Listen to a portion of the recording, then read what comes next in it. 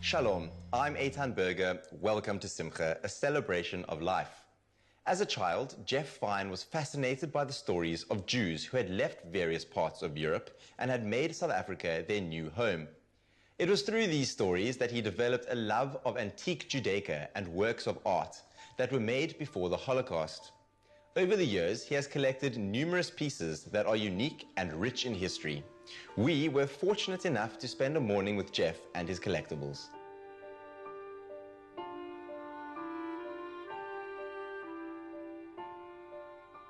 When I was a young child, where I should have been listening to nursery rhymes, our next door neighbor, Vera Reitzer, she was a survivor from Auschwitz. And her sister and mother were saved. They were working in one of the Auschwitz sub-camps, filling the bombs with explosives. And she would tell me stories about Auschwitz when they arrived. And one day she said to me, listen, I'm going to give you something that I never thought I would give to anybody.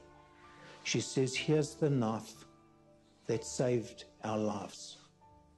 It's a normal silver German butter knife that I don't know how they got it into Auschwitz without getting caught with it, but the blade's just about done. They made little bowls to put their food into. They carved spoons, all things like that. And I think that's most probably what saved them. And that's how we started. I collect Eastern European Judaica, where Judaica is any item used by the Jews, and I collect up to 1939, just before the Holocaust. So the antique Judaica is quite a specialized collection, and I find that I'm tending more with the Eastern European to Holocaust Judaica. This plate is from Austro-Hungary. It's called a Ma'ot Chutten, money for wheat plate. It's passed around in the synagogue before Pesach, and the money collected is used for buying matzah, which is the flatbread that we use during the holiday, the unleavened bread. The sheaths of wheat around this plate are done by hand, and I can guarantee today, even with the machine, they don't make them as beautiful as those. There is engraving, and the engraving, the dedication, is the Society of the Workers of Righteousness, which is the Chevri Kadisha, the Jewish helping hand of Ungavar. Now, Ungavar, in October 1944, everybody was put into a ghetto. They were all shipped off to Auschwitz, and there was not one Jewish soul left after the end of the war. This is the bone yad that came from Lithuania. It has to be made from a kosher animal, which would normally make it a cow. I'd never ever seen one of these before, and now I've seen 3. This pair of bimah candlesticks, which are the candlesticks that stand on the reading table in the synagogue, I found after the Shul synagogue in Yeovil was closed down, presented by Max Rabinovitz to the Beit HaMidrash HaGadol,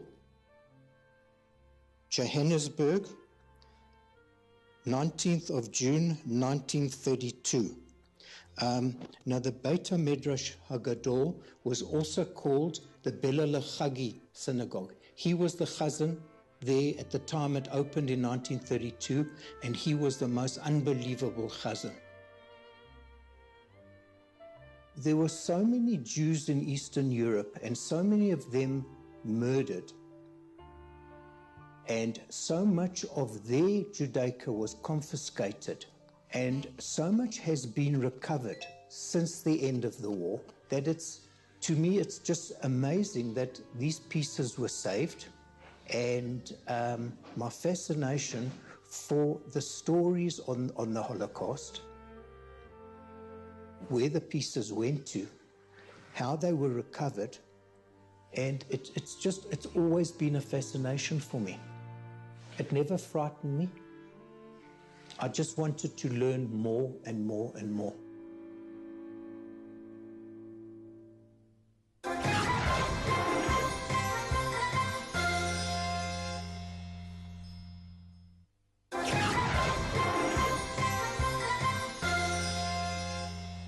This week, Jews around the world will be celebrating the festival of Purim. And, as always, traditional food plays a role in the celebration. It is on Purim that we read the story of how Queen Esther saved the Jewish people from the evil hands of Haman. As a celebration of this incredible feat, we eat a special three-cornered or triangular pastry that is called Hamantashen. Today, our resident chef, Saranne Chait, shares with us her special recipe that will surely tantalize your taste buds.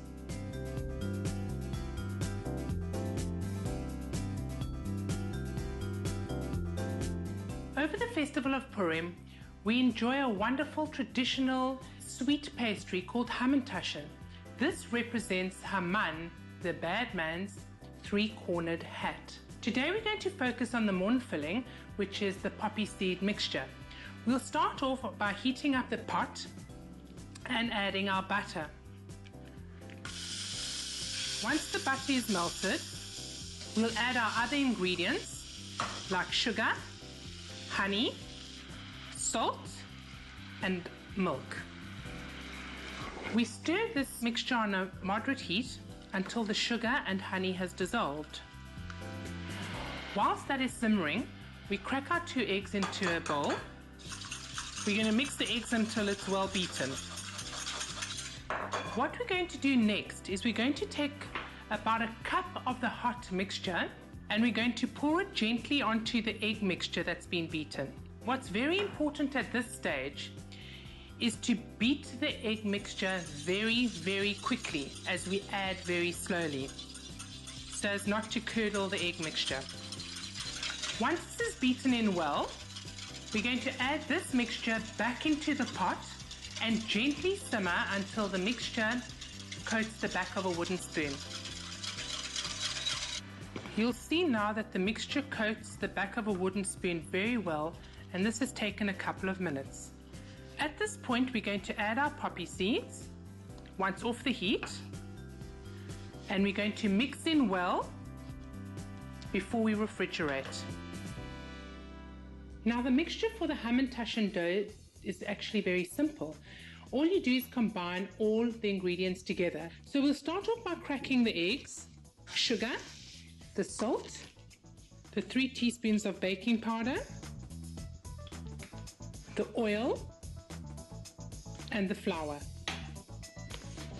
All that's left to do now is to mix it all together. Right, now we've come to a point where our dough is at the place where it should be, and we're going to place it on a table where we can roll it and then cut it into a circle. So we're kneading it into the required consistency. Separate the dough to make it more manageable with a little sprinkle of flour onto your table area. We're going to roll out the dough to the required thickness. Take a large cutter. If you don't have a cutter, take the top of a jar, top of a wide glass, anything really will do. And make your cutouts to place your filling of your Hamantashen mixture in the middle. take a bit of your mon mixture and place in the middle of your Hamantashen. Keep the mon mixture in the middle of the Hamantashen circle, keeping the perimeter free. Here a few jam ones.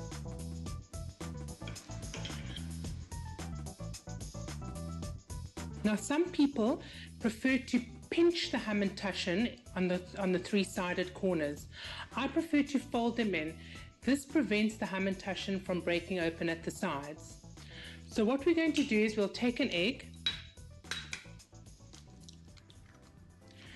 and I'm going to use the egg as a sticking mechanism on the corners. And now we're going to fold our Hamantashen into our three-cornered hats. And then you can just push it on the corners. And now just to end off, I'm going to brush the top of the pastry with a bit of beaten egg. Before I put the Hamantashen on the tray, I either spray it or oil it, whatever your preference is. Today I'm going to brush it with a bit of oil. We're going to place our Hamantashen on the pan. It should lift up very easily from the tabletop. And place it in an oven at 180 degrees for plus minus 20 minutes or until golden brown.